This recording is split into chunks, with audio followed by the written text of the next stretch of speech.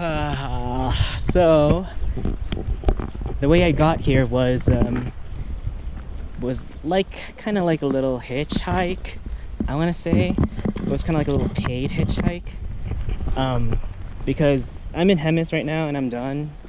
I'm done with the touring or looking at the monastery. However, since this place is so remote,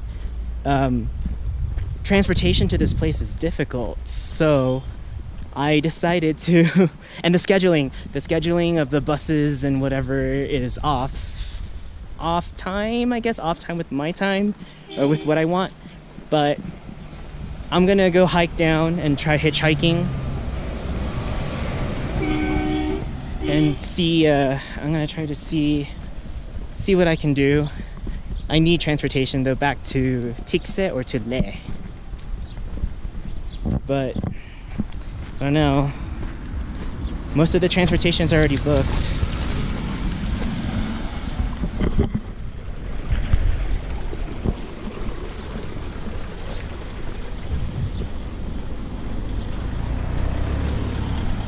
It's a nice kind of looking arch leading up to Hemis, however you say it.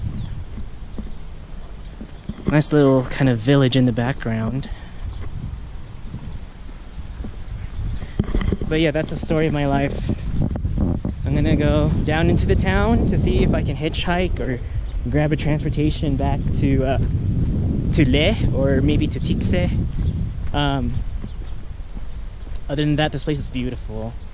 Ladakh, the Ladakh region of Jammu and Kashmir, because Jammu and Kashmir is this highly militarized place with the Indian army, because China and Pakistan have claims to this place.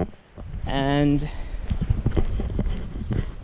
there are like 3 states within this region, the Jammu and Kashmir. You've got Jammu, Kashmir, and Ladakh. And Ladakh is the biggest. So there's a lot of military police all over, the Indian army is all over, and a lot of Tibetan refugees are here. The Tibetan culture here is well and alive.